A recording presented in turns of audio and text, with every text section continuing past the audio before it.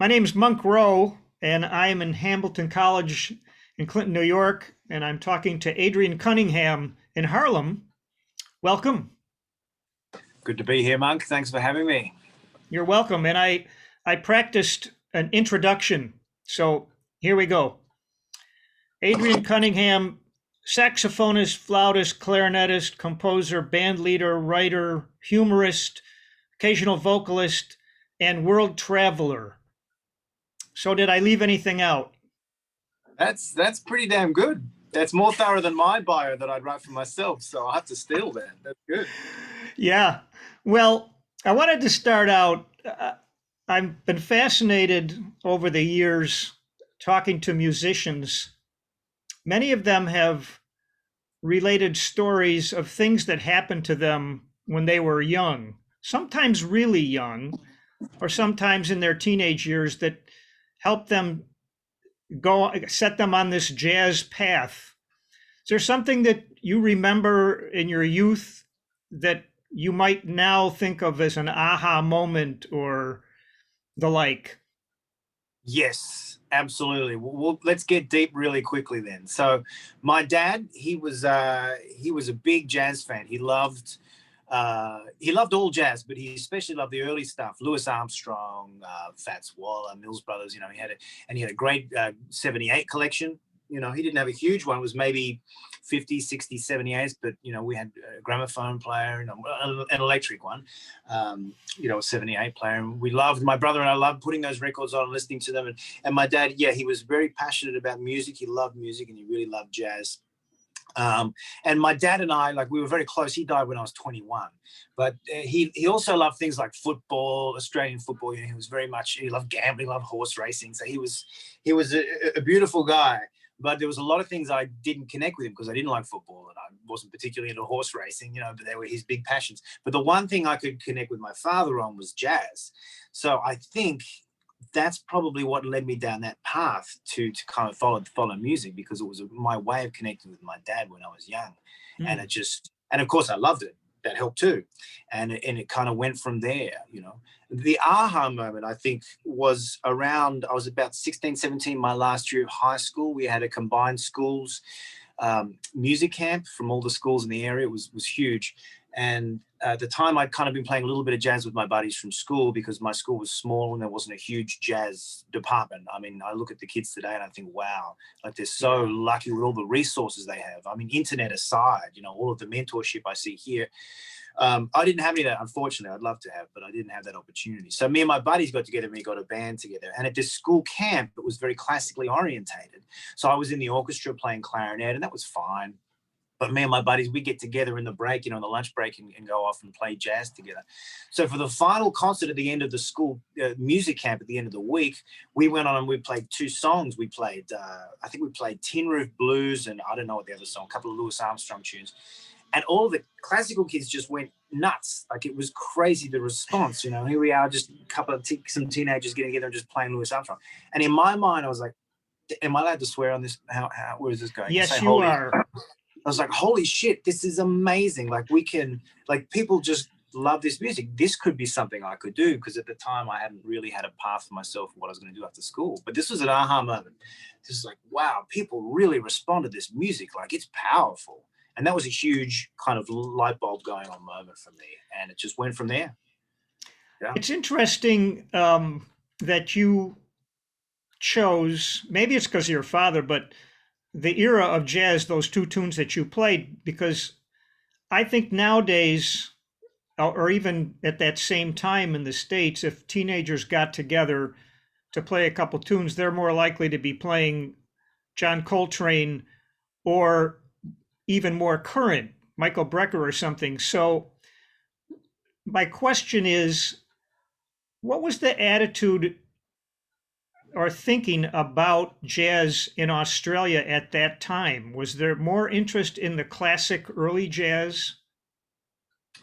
There are a few camps, especially in Sydney. Sydney and Melbourne are quite different flavors. I think Melbourne is more artistically orientated, cultural. It has more European influence. It's a little hipper, dare I say. Sydney is a little more, there's just less culture in the same way. Like my father who loved football, I always say that if I could figure out a way to play the saxophone and kick a football at the same time, I'd be a millionaire, right?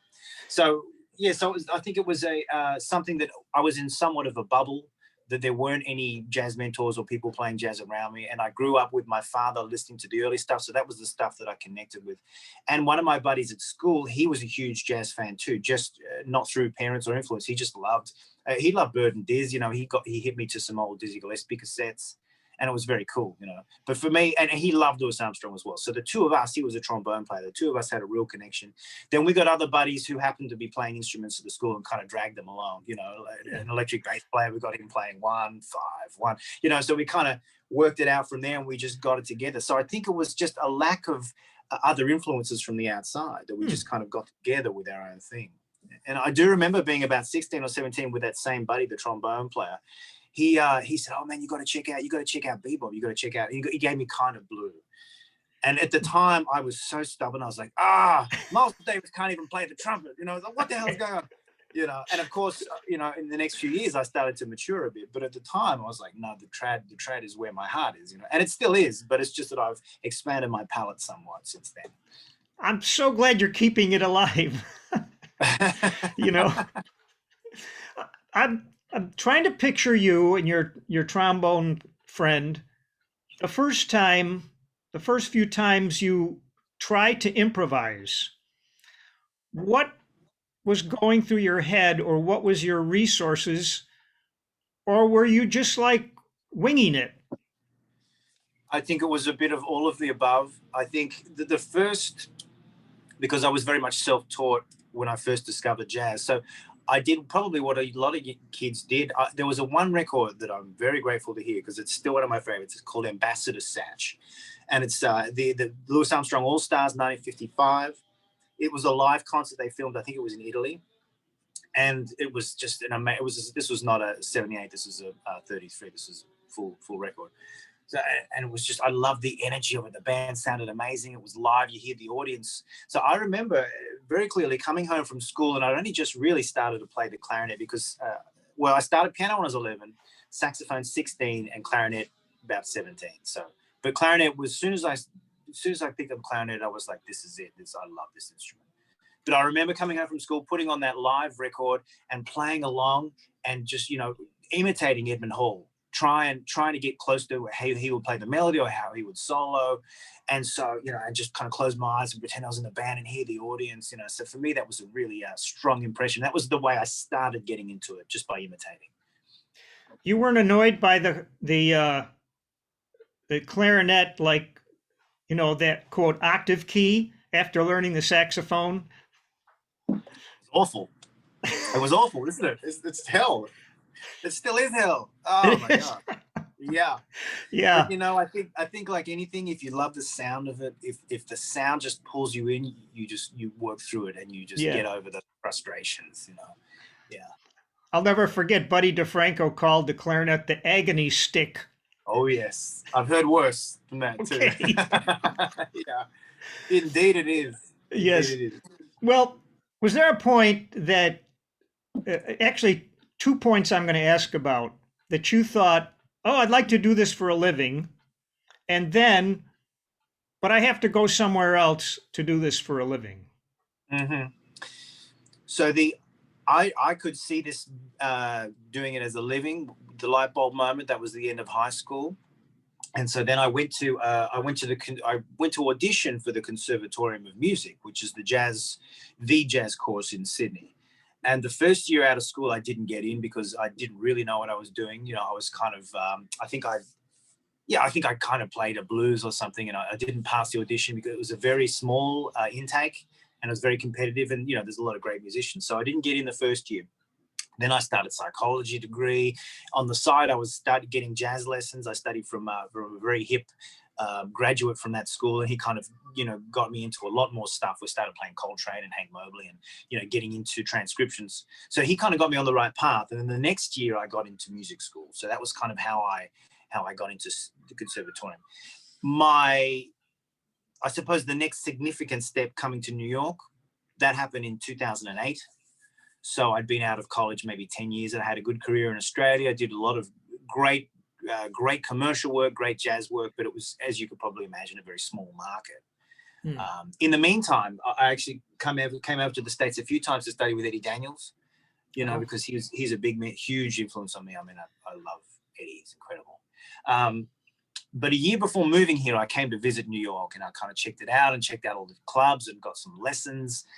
And I went home and I was so inspired. It was just like, it just filled me. And then I came to the awful realization that if I don't move over here, I'll regret it.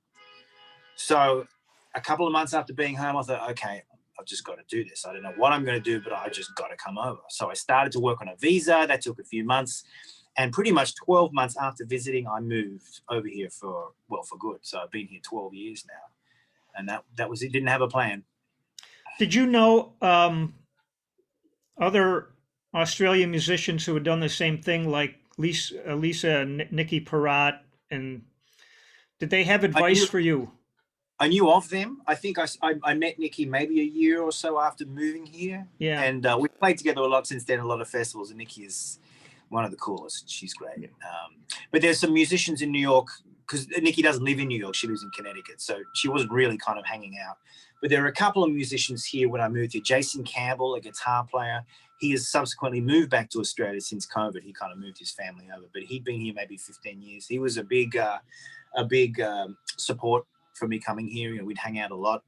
He used to play a lot in Harlem, and I love the Harlem scene. So, you know, I'd come and hang with him a lot. Nick Hempton's a saxophone player, has been here for much longer than I have. Another kind of good support to lean on. But other than that, no, I kind of really just built my way up from the ground, going to jam sessions every night. You know, I used to play in the park 3-4 days a week with guys that I'd met, and, you know, just thought, all right, here we go, let's do this. You know? Yeah, trying to make the scene, I guess. Yep, make the scene. Yeah, you know, and I was 30. I was 31 at the time. Mm-hmm. So, you know, I still felt like I'm starting again. This is like rebirth. Here I am, you know, New York, let's do this. And of course it kicks your ass every day, you know, but the desire and the inspiration being here, it just overwhelms everything. When you were trying to get, you know, known in the music scene, did you play gigs that you might not have anticipated playing? Weddings and so forth and so on. Yeah, I did the first couple of years. I did some club dates with some kind of party bands, and which for me was fine because, as I kind of touched upon earlier, I did a lot of commercial work in Australia. So I was no stranger to playing in horn sections for, like I used to play in the band for Australian Idol, which is our equivalent of American Idol. So I'd done a lot of commercial work. I knew a lot of the pop tunes. So, you know, that was kind of a side of me that I was, you know, had good experience doing. I kind of shed that since coming to New York because it's not really what I wanted to do. So I used to do a lot of those club dates and things like that. And just a little bit of a tangent. What inspired me about New York is that no matter what you're into, there's the best here. Because, you know, I love R&B, I love traditional jazz, I love bebop, I love, you know, so I would go to all these sessions. Oh man, there's an R&B session here at the Village Underground, and it's unbelievable. These guys play with Beyonce, they play with Alicia Keys. So I go down there on a Monday. Then I'd go to Smalls because, you know, you have the bebop guys who knew all of the heads and chant choruses of all the bird tunes. It was like mind blowing. And here is the thing about, you know, growing up in Australia, you have to be a jack of all trades to survive. But in New York, you can just be one thing, and you can be the best at that thing, and you can go really deep on one thing because you can make a living doing that. You know, it's amazing like that. Wow, that's a strong statement. So, what do you want to be the best at? I'm still figuring that out, mate. I was still figuring it out. I guess it's, in a way, it's a weakness in terms of, I guess, career or you know, marketing, is that there's so many things I love to do. You know, right now, I mean, no one's working right now, but I have a, you know, kind of New Orleans traditional swing band, Professor Cunningham is old school, and that's a lot of fun to do. But then I have more modern projects. Recently, I recorded with the Fred Hirsch Trio doing Lerner and Lowe stuff. So, and it's a completely different bag, you know. So I love it all, and I'm just trying to figure out how to, you know. An uncle of mine always said he had a lot of freckles, and he said, one day my freckles are going to join up. I'm going to have an amazing tan. I think about that with my music. One day I'm going to figure out how to put it all together into one thing, you know. I know exactly what you're saying because I've been listening to this Yeah. and a couple things about it. I think you have a wonderful way of playing in and out of styles. Like, you sound like those high school experiences, you could have been Edmund Hall in another life. And then you can be Michael Brecker and you can do these, you can nail these top tones on the saxophone. And I almost pictured you like going back in time and you could have fit into a rhythm and blues organ trio. So I can recognize that this can be an issue marketing. Like, what is it that people are going to want to hire me for? Right. Right. That's a tough one, isn't it? I mean, because as an artist, you have to, you know, for compromising for me, because what I really love is everything. So to compromise that, I'd have to give up a chunk of myself. Mm-hmm. So as an artist, if you really embrace who you are, then that would be me doing everything because Mm-hmm. I really love it. I'm not doing traditional because there's some guys in New York that they play traditional, like old jazz gigs because they need the work and you can hear that they don't really like it. So it's hard because if I'm true to myself, I love it all just as much. I just don't know how to put it together into one thing. But maybe that's not a bad thing. No, I don't know. I don't know. But if it You makes got, me, did you make a decision? I mean, forming a band is a whole other issue. Being a band leader, now I've got to find work for the band, I've got to coordinate. But you made a decision to form more of a traditional New Orleans based group, as opposed to forming a group that might have played hard bop or post Coltrane type music. Can you tell me about that? Your thinking at the time? I think, there probably wasn't much forethought behind it because I still do concurrent styles. Like I said, there's the New Orleans band and the modern stuff. But I think looking back retrospectively, I think at the time I was doing both. I was playing 55 bar, with my own band, doing modern stuff, doing kind of groove orientated stuff. And at the same time, I still had the traditional swing stuff. And there's, I don't know, I guess the swing stuff just started to take on a life of its own. It got to the point where that band would get, I would get emails and calls about doing gigs without having to work for it. And I'd find that doing the 55 bar gigs, it's a huge hustle. Like you're always paying out of pocket to pay the guys in the band because you never make enough money at the bar.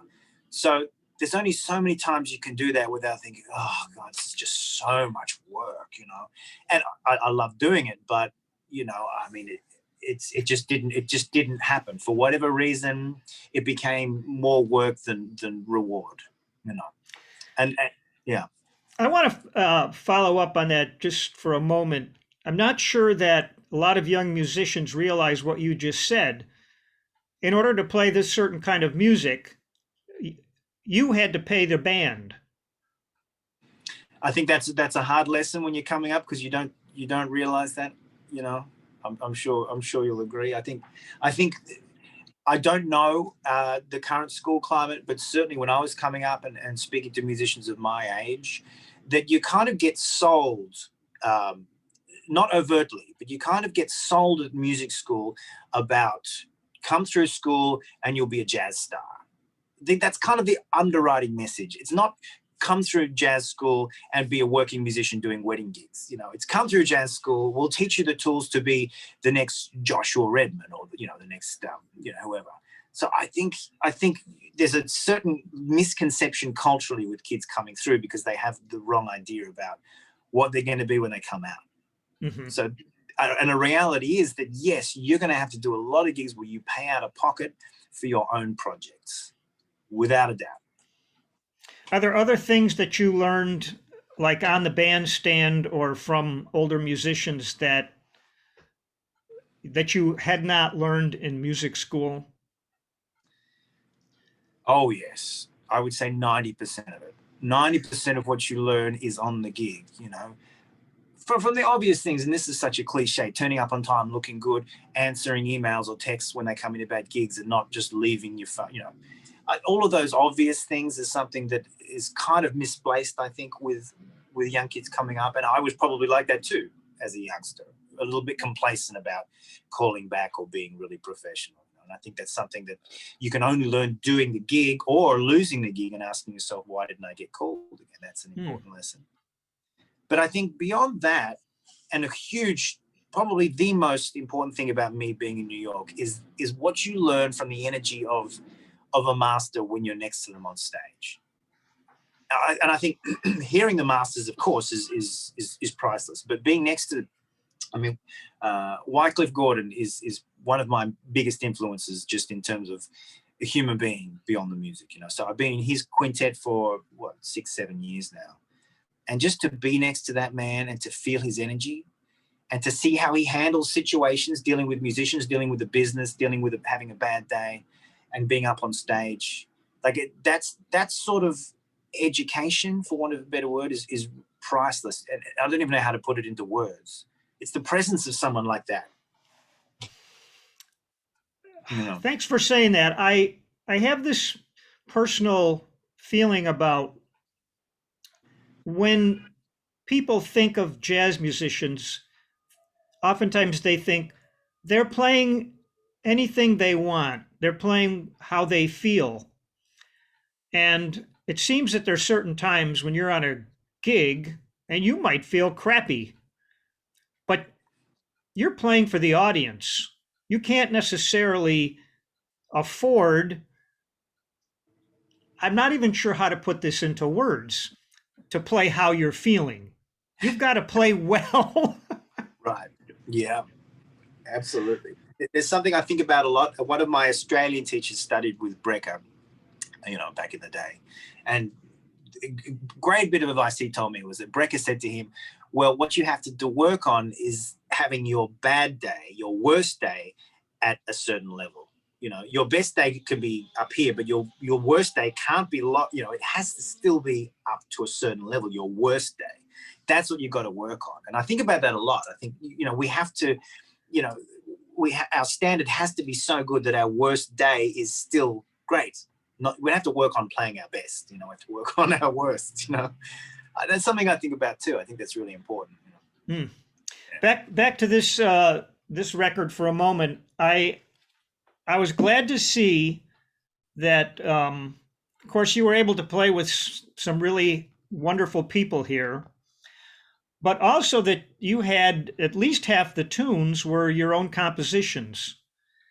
And from what I've learned, a lot of times producers and so forth say, well, not too much of your own stuff right away. You need to play, people are going to read, oh yeah, I like that song, I'll buy it. So how did that happen? Well, that album was more the result of the musicians that I was working with. So I think, that's going back 5-6 years now, so I can't remember the exact. I think what happened was I played with Jeff and John at Vale Jazz Festival. I think we did a set together, and I was so, I've grown up loving them, but, it was such an amazing experience. So the record that you're showing, the camera is Arba's records. And Arba's, the album Jazz Speak, the one we're talking about, that was my second one. So the first one I recorded for them was an album of Neil Hefti tunes. It was a Neil Hefti project. So that's the first thing I did for them. So that was more of an entryway into having a project, having a name that was a little underrepresented in terms of, the jazz canon. So that was kind of a foray into it. And I think this being the second project, I could kind of introduce more of my own tunes. And Rachel Domber, who is the head of Arba's, she's really supportive. She's been an amazing, patron, not just to me, but to music in general. So she's always been like, I trust you, you do your own thing, make it happen. So I think I wanted this album to be a little bit of a mixture between tunes that people might know, perhaps, kind of reinterpreted, and then writing songs that I know would be great for this rhythm section, Jeff, John, and Ed Rose and all. I mean, you know, I just wanted to write stuff that I could hear them sounding great on, and hopefully they didn't complain too much. So I think, you know, it was pretty good. I had a wonderful experience with the CD because I put it on before I read anything, your liner notes or anything.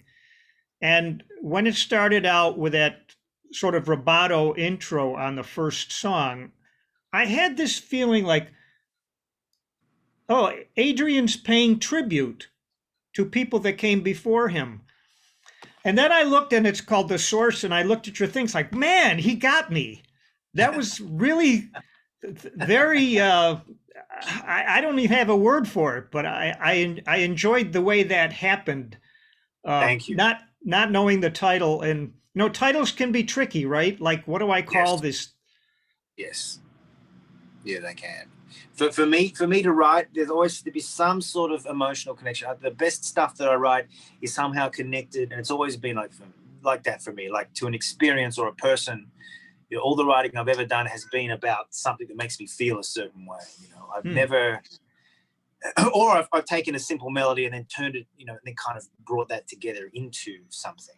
But it's, you know, I've never been someone to sit down and say, well, this is a nice progression, I'm going to do something with that. For me, the stuff that I really like for my own stuff has started with a feeling, and for The Source, it was like, I love being in Harlem, and I love the gospel, the R&B scene here, you know, with the organ players up at Showman's on 125th, or the Legion Post is one of my favorite places to hang out on 135th.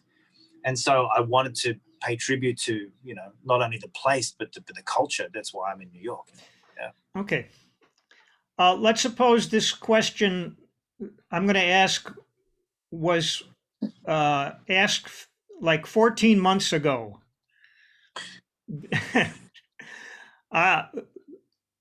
What is the work scene like generally in New York now?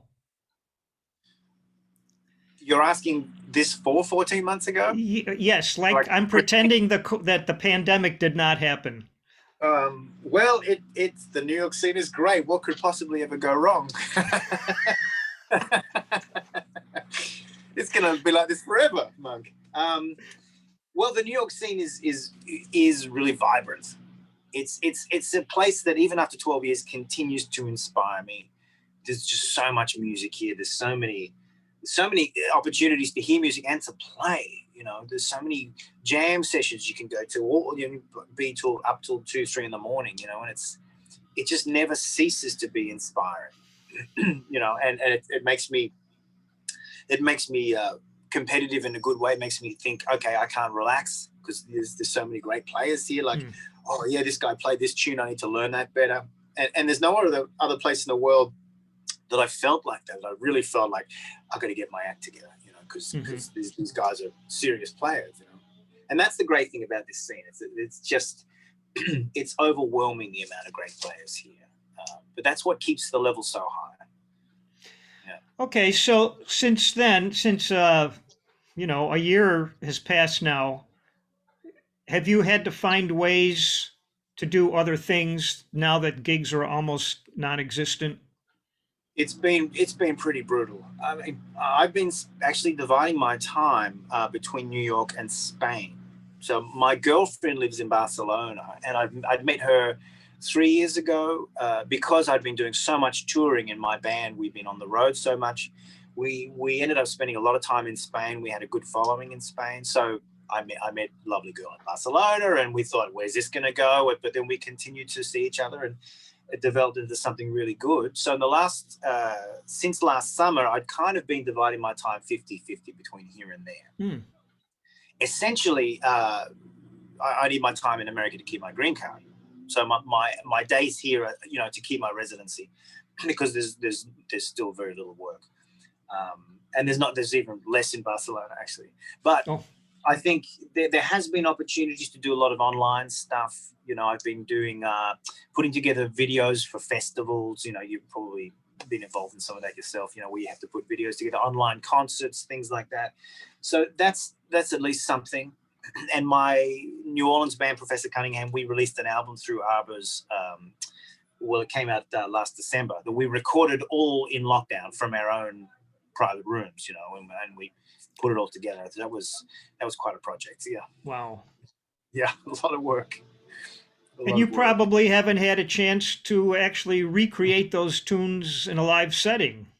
Well, we actually live streamed a CD release on last Friday, actually. Just the other night, Yeah. right? Just the other night, the full 7-piece band, and it's the first time the band has played live like that since February last year. So that was really nice to hear the music actual in a room together, you know, and it works, thank God, you know. But yeah, I mean, it's, you know, to play with a full band we were all just saying to each other, we're like, oh my God, it's so loud, all these musicians together. We've forgotten, you know, we forgot how loud it is. It's like, holy shit, it's a lot of noise in this room. Yeah. Do you ever look out in clubs, and I do this myself if I'm playing in a band, and if I look out and I see people leaning over to each other and yelling at each other, that maybe we need to adjust our volume. But that leads me to another sort of inquiry about the role of entertainment in this music and how it can differ from one setting to another. And are you comfortable with being an entertainer? Yes and no. I think it's necessary. I certainly feel a great deal of relief often being a sideman in someone else's band, because then I can just be, okay, now I can just play. I don't have to think about anything else. You know, being a band leader is really juggling. You have to do all these things. While you're playing, you have to be thinking about the next tune, or you have to be thinking about, you know, okay, who are we going to feature? Has everyone been featured? You know, there's just so many things to put together beyond the entertaining thing, you know. But I think it's really important to connect with your audience. And I think that's something that a lot of musicians perhaps don't emphasize enough, because we tend to idolize the great players, you know, like Brecker, for example. I mean, his musicianship is so otherworldly that there's not even a need to talk, you know. But however, we're not all Brecker. We're not all, you know. But you also look at, you know, I'm hugely influenced, obviously, by the history. When you look at bands like Dizzy, or look at Duke Ellington, and they were entertainers. Like, they brought something beyond the music. You know, Duke Ellington's sets were incredible, you know, and his musicianship, and even the choreography with the horn sections on those early bands. I mean, try and get a modern horn section to dance around, they'll murder you. Are you kidding? They'd quit on the spot. You People that? Breaking their embouchures, clack the trumpets together. I mean, can you imagine? Yeah. You want me to what? Yeah. You want me to smile? Have you got enmeshed in the trad jazz controversy? Like, what does trad jazz actually mean? No, I didn't even realize there was a controversy. Please enlighten me, Rowe. Well, if you hear about it, don't go there. Oh, is this a Dixieland reference? Is that what we're talking about? Yes, it's partly that. It's partly like, what is the Chicago school, the whole thing, and it's a little hard to, you know, trad jazz, I don't think, gets the respect that other forms do, for whatever reasons. But I sometimes think it's because it's too upbeat. Like, people don't think it's serious because it's so darn happy. I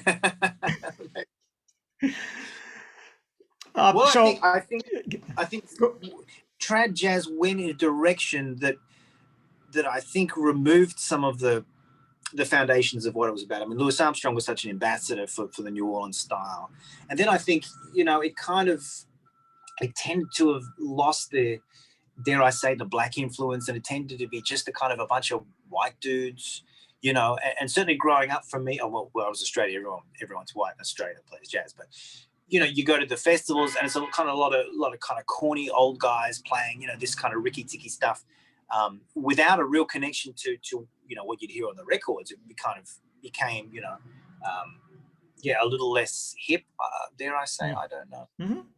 Yeah. But I'm not sure. I'm not sure how to answer that. I think it's a complicated question, isn't it? It is. Rossano Sportiello said something once to me that really made an impression on me when he was, in his late teens learning to play, much like you were, I think, in clubs and stuff. And if they had a particularly good night, he said they would say to one another, "You were wonderful tonight. You sounded American." And I wonder if in Australia, is that a goal or is it not really an issue to sound American? And what would that mean anyway? That's a whole other topic of discussion that's very complex. I think because it's tricky, isn't it? Because fundamentally, this is American music, and jazz will always be American. I mean, it's such a huge cultural gift to the world, this music. But of course, jazz at the same time, it's malleable. You can bring other influences into it. It can be fused with Cuban or whatever. I mean jazz is something that is welcoming to other styles and it turns into something new. But I think it will always be fundamentally American. There are some jazz organizations in Australia, kind of contemporary jazz organizations, and rather than use the word jazz, they say improvised music. So they're kind of politically, they're kind of detaching themselves a little bit from the tradition of American music. They're saying, hey, we're making this our own, so it becomes more improvisation based, more original music based. Certainly a lot of the stuff that people compose in Australia is less swing orientated and more straight edge orientated, or world music influence. There's a big movement for that. So there's a movement for contemporary music to be away from jazz in Australia. It's like, let's not call this jazz. This is not American music. Now it's improvised music. So, there's a lot of factors to it. I think there's the traditionalists that really love American music and the history of it. And there's cats in Australia that study really all the recordings and they know their business and they play American. I don't know what that means, but I think, I don't know. It's complicated. What do you think? I'm fascinated by I second your thoughts about jazz, and I think that America's most important export has been its music, starting with blues and jazz and rock and roll and hip hop, and the spread of it around the country is amazing. You can listen to music uh, from South Korea that sounds like hip hop. It's just that they're singing in Right. Korean. So I guess popular music has been extremely influenced by American music around the world. And I guess that's the best I can think. I'm fascinated by some of those stories way back in the late 20s when they were recording and they couldn't record the drums because that made the stylus fall off the wax. So they used a wood block instead. And then the French musicians were copying that, and they used a wood block because that's what they heard. I think that stuff is just so fascinating. Yeah. There's a touch of folklore to that, isn't there? Indeed. Yeah. All right, here's a tough one. What makes something swing?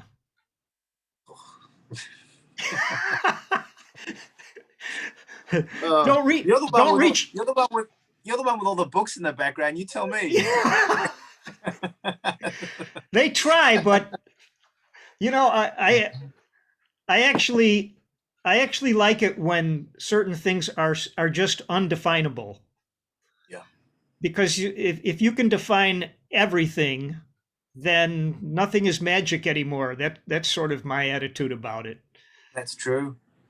It is. It's so complex. I really, it's probably a common analogy, but likening jazz and improvising to language, and you can tell, spending some time in Spain and hearing the Spanish vocalists sing American tunes, you know, in one bar that they can't speak, that they don't speak English well, because the way they sing, Wow.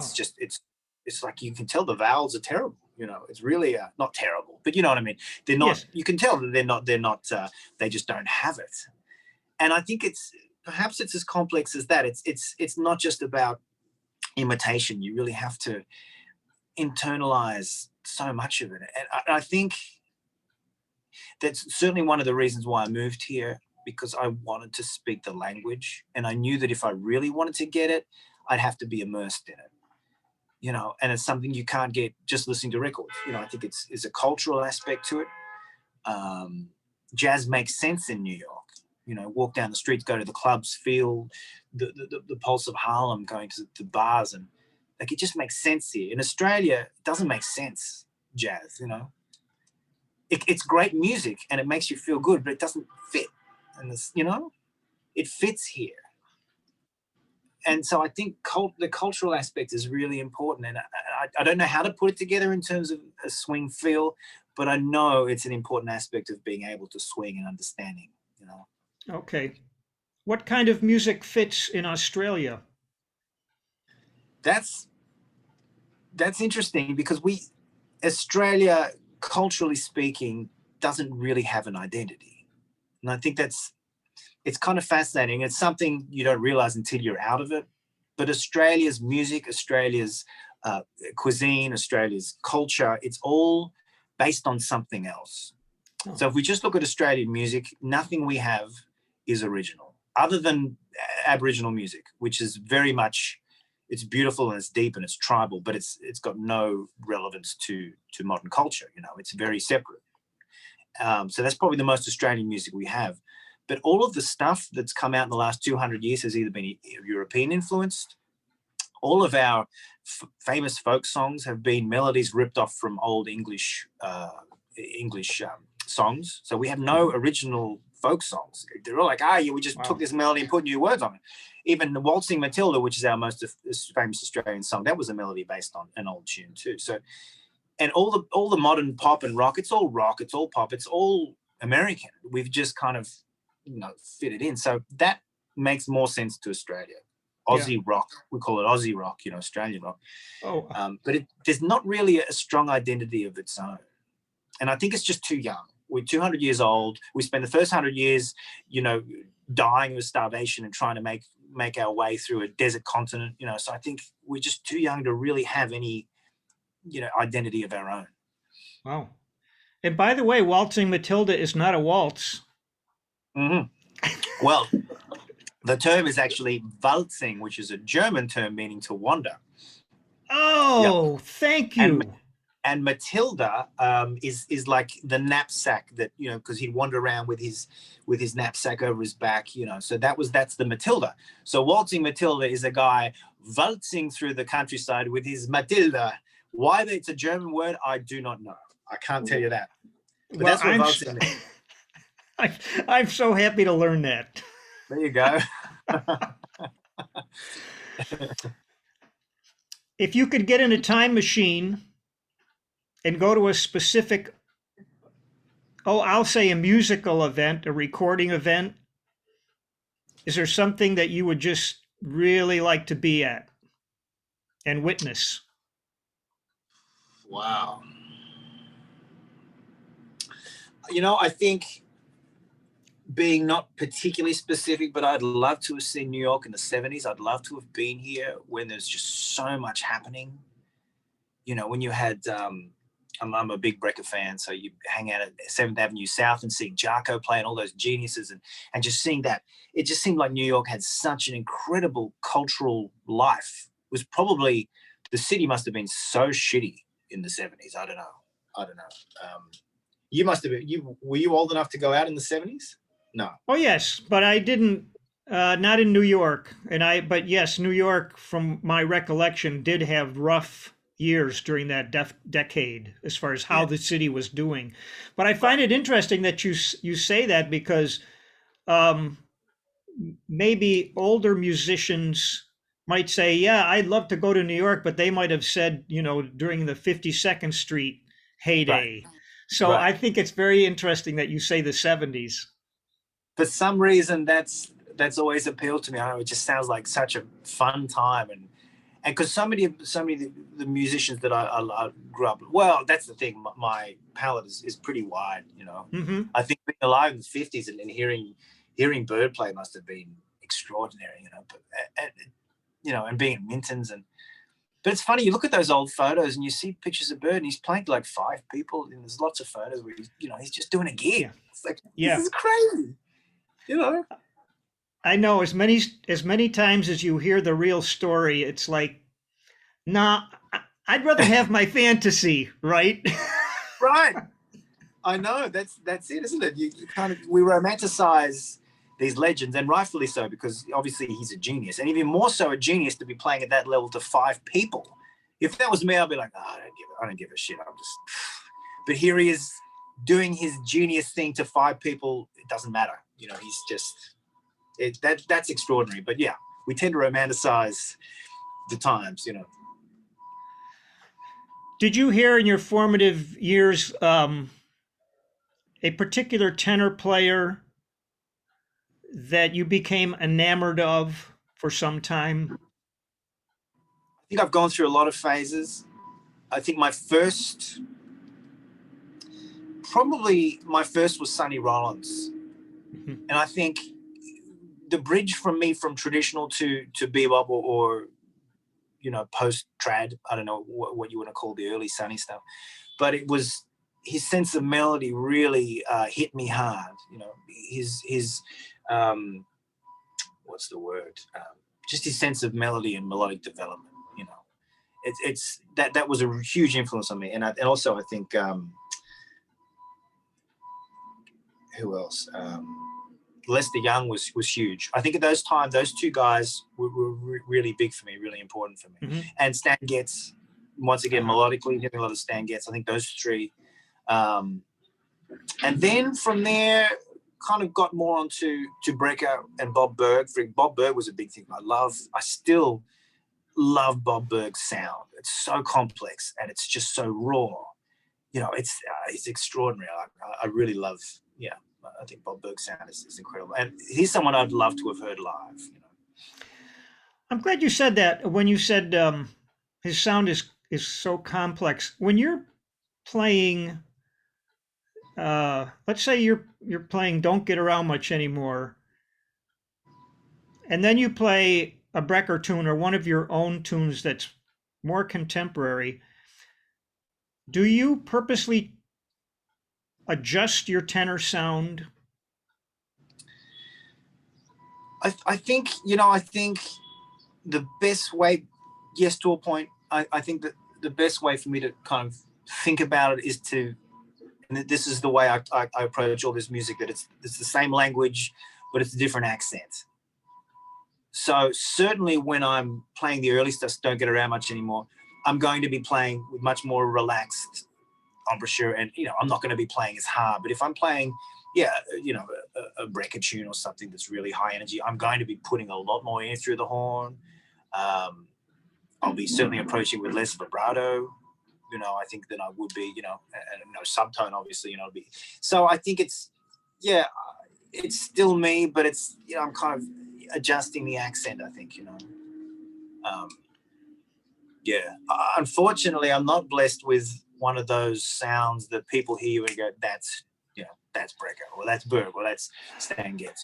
I don't have that. Maybe I will. Maybe it's just not my path for the saxophone. Mm. I don't. Mm.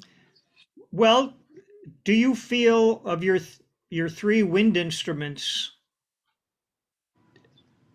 does one of them have how do I phrase this? Which is your most personal sound from your own opinion of your three wind instruments? Clarinet.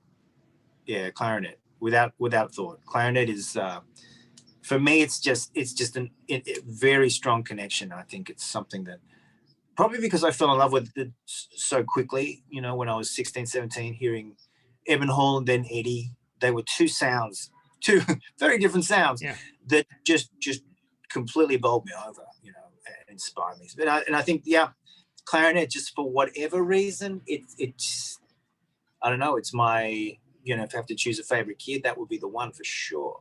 Yeah. Not that I love the saxophone less, but there's just something about the clarinet that I pick it up and there it is, you know. Yeah. There's a little less competition on the clarinet also, which can be a good True. thing. True. That certainly helped in New York, especially with the trad scene coming into town. It was something that, that's something that gave me kind of some instant work with some of the young. There was a big revival of young trad bands here. So like 30-year-olds discovering the early stuff. And that was mind-blowing to me because I wasn't expecting that, to come to New York and to see all these young kids, you know, like, and really checking out the early stuff too, which was great. So that was a surprising foray into kind of, you know, a branch of work that I wasn't expecting to get. So yeah, it's an advantage for sure, for sure. Okay. This is sort of a personal question, but have you ever been fired from a gig? And have you ever had to fire anybody from a gig? Yes. Can you hold on 2 seconds? There's someone Of at the course. door. Sure. I'll be right back. Yeah.